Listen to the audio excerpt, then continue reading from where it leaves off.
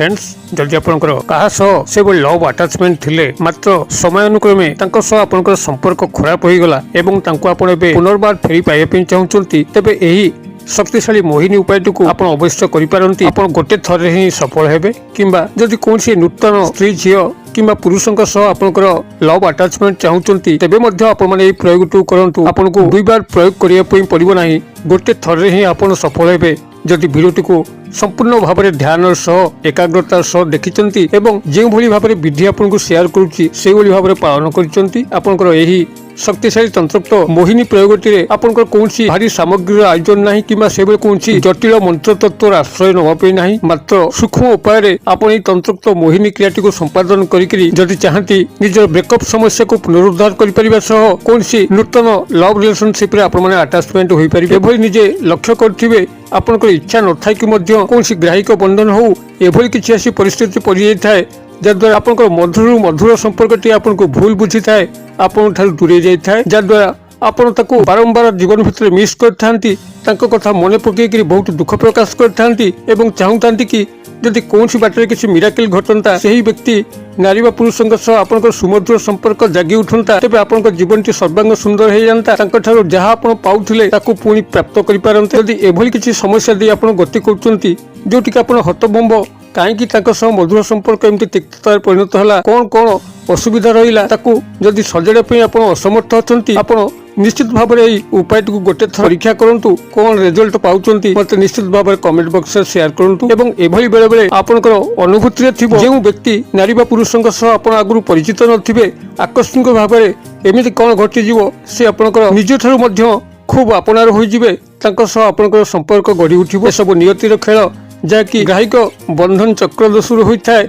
अतबे जदि आपण माने कोठी नुवा लव रिलेशनशिप अटैचमेंट पे चाहउचंती मात्र ता कोनसी बाटे संभव होई पारु नाही तेबे एही उपायटी को मध्य करंतु। आपण नूतन लव रिलेशनशिप क्षेत्र में निश्चित भाव में सफल हेबे। जदि कोनसी स्त्री झियंक सह सुसंपर्क रक्षा करिया पे चाहंती, तांका सह संपर्क रक्षा करिया पे चाहंती तेबे एही उपायटी अत्यंत अमोघ भाव में आपन कार्य करिवो।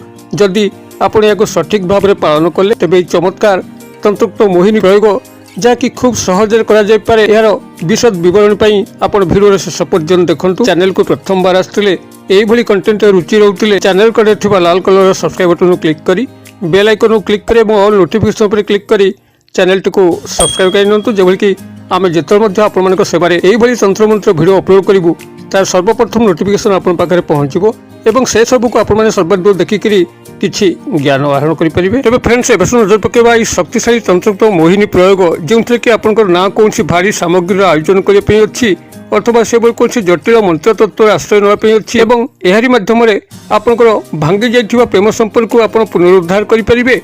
नुवा लव रिलेशनशिप रे मध्ये अटैचमेंट होई परिबे। जदि कोनसी व्यक्ति नारी बा पुरुष पाखरे आपनकर सेबली जरूरी कार्य अच्छी मात्र तांको सह आपनकर संपर्क जात होई पारुना, जद्वारा कि आपण जेतिक उपकार कथा जदि ता आपण प्राप्त करि पारुन थांती देखिबे एही उपायटी आपनको सेही नारी बा पुरुषंक सह एभली संपर्क सूत्र बांधि दबो। आपण तांको ठारु जे मांगलिक कार्य चाहउचंती से मांगलिक कार्य सुरुखुरुरे संपादित हबो। आपण माने हेकु निजर व्यक्तिगत कल्याण पारिवारिक कल्याण एवं सामाजिक कल्याण क्षेत्र में विनियोग करि परिबे। जे कोनसी वशीकरण उद्देश्य केवल स्त्री झील को लेकर स्नेह प्रेम लव रिलेशनशिप अटैचमेंट होगी संपर्क स्थापन पर सीमित नुहे। अनेक दृष्टि में वशीकरण एक निंदनीय काम होगी रही, मात्र वशीकरण गूढ़ रहस्य होउची वशीकरण माध्यम आप बहुत गुड़े मुष्टिमेय व्यक्ति मान सह मिलन होता जहाँकि आपण पक्षे असाध्य असंभव। यही वशीकरण माध्यम ही जदि सठिक भाव आप वशीकरण क्रियाटी को निभाउछंती बहुत बड़ बड़ लोकों संगे आपनकर मिलन घटी थाए। सेमाने ठारु आपण माने बहुत उपकृत होइथांती। सेमाने नेता मंत्री होंतु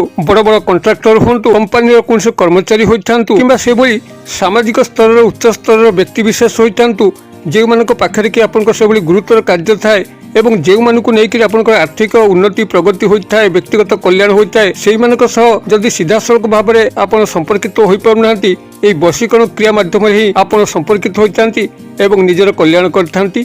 मात्र यही वशीकरणटी सोशल मीडिया रे एभली भाव में निंदनीय भाव में परिवेषण कराउची जद्वारा कि बहुत लोकंकर बद्धमूल धारणा हो जाउची जे वशीकरण कहिले केवल स्त्री झील को लेकर संपर्क किंबा किसी मंद उद्देश्य। अतबे ये मुझे स्पष्टोक्ति करदेक चाहे आप वशीकरण माध्यम बहुत किसी निजर व्यक्तिगत कल्याण करें केवल संभोग स्नेह प्रेम संपर्क को लेकिन बशीकरण करा जाए नहीं। तेबे आज सूक्ष्म तंत्रक्त मोहिनी प्रयोग माध्यम आपण खूब सहजरे कौन व्यक्ति नारी बा पुरुष को तत्काल वशीभूत करी कौन उद्देश्य को फलवती करेंगे। एथि आपको आवश्यक हम मात्र गोटे तुलसी पत्र एवं एक क्षुद्र शक्तिशाली मंत्र जहाँकि मात्र 7 गोटी शब्द विशिष्ट स्वयं सिद्ध या सिद्धि कर आवश्यक ना। तेबे आपण माने क्रियाटी को गुरुवार किंबा रविवार करेंगे ना। गुरुवार रविवार व्यतिरेक ही आपण जेकोसी दिन यही क्रियाटी करेंगे। पूर्व आप शुद्ध पुत्रता उपर नजर रखिथे एवं क्रियाटी करिवार किछि समय आगुरु एवं क्रियार परिसमाप्ते आपण कहा सह कथबार्ता करेंगे नहीं।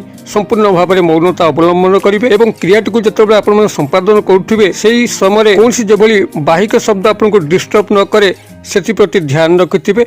आपण साधारणतः यही क्रियाटी को रविवार और गुरुवार व्यतिरेक ही जेकोसी दिवस रात्र समय करेंगे जो समय आपण गृह समस्ते शोई पड़ती आपंकर परिवेशटी शांतस्निग्ध परिवेश भरी यही कोलाहलमय नथिबा अवस्था ही आपण माने क्रियाटी करेंगे संपूर्ण ध्यानस्थ होकर मग्न होकर निज भीतर एकाग्रता रही करेंगे। तेबे आपण माने जतबेले तुलसी पत्रटी को यही तंत्रक्त मोहिनी कार्य व्यवहार करेंगे आपण ताकू दिवस बेला संग्रह करी कौन से एक जलपूर्ण पात्र पकई रखिथे। जेहेतु आपण संध्या पर तुलसी गछ को स्पर्श करा जाए नहीं। दिवस बेला ही तुलसी पत्र जहाँकि अक्षत हो दाग नौन से जगह खंडिया खबर नई तुलसी पत्र को आपण मैंने तुलसी मूल जलार्पण कर निजर मनर अभिव्यक्ति जनईकरी गोटे तुलसी पत्र को संग्रह करेंगे एवं ताको जलपूर्ण पात्र पकईकरी आपण पूजा घर रखिथे।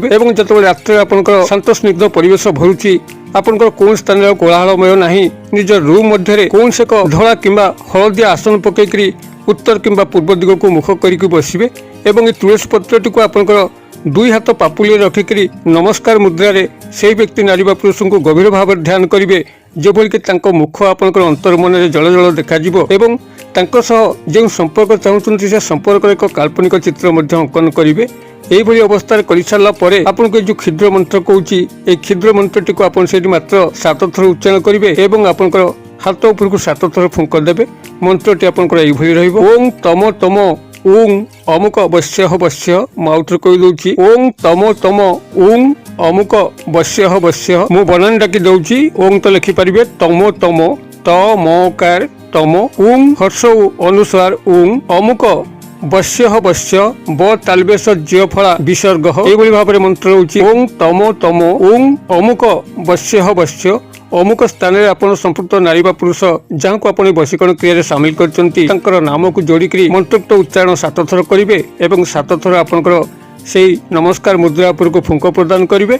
तुलसी पत्र को सजत्न आनिकी कौन से कागज पुड़िया रखिकी तकिया तले रखिकी शयन करूँ और तापर दिन प्रभात समय जितेबाला आप निद्रा भांगुची से तुलसी पत्रटी को आप तकिया तलू काढ़ी एवं कागज पुटला मध्य काढ़ी आपड़ यह कौन गोटे फूल गछ हो कि जेकोसी पूजनीय गछ हो ता मूल्य पोती देके आसबे। जदि आप सहरांचल रोचंती आपन पाखापाखि कौन वृक्ष ना गृह भितर कौन कुंड रखिथे फूल कुंड रखिथे तार मूल्य या पोती देके आसबे। क्रियाटी गोटे थर करा जाए जदि ध्यान सह एकाग्रता सह एवं विश्वास सह हाँ यह कले मोर अमुक व्यक्ति सह पुणी सुसंपर्क जागिबो एभली जदि गभीर आत्मविश्वास आपन मन थी निश्चित भाव में आप मोहिनी क्रिया सफलता लाभ करेंगे। क्रियाटी को आपने करूँ कि चमत्कार घटी मत कमेंट बॉक्स में शेयर करूँ। वीडियो भल लगुला लाइक करने भूलु ना सांगसाथी महल शेयर करने भूलु ना। वीडियो क्षुद्र परिचय मध्य मत ये विदाय दिंतु पुणी आप देखा आउ शिक्षणीय भिडियो से पर्यटन दर्शक बंधु आप समस्ते मंगलमय कृपार भले था रहुछि।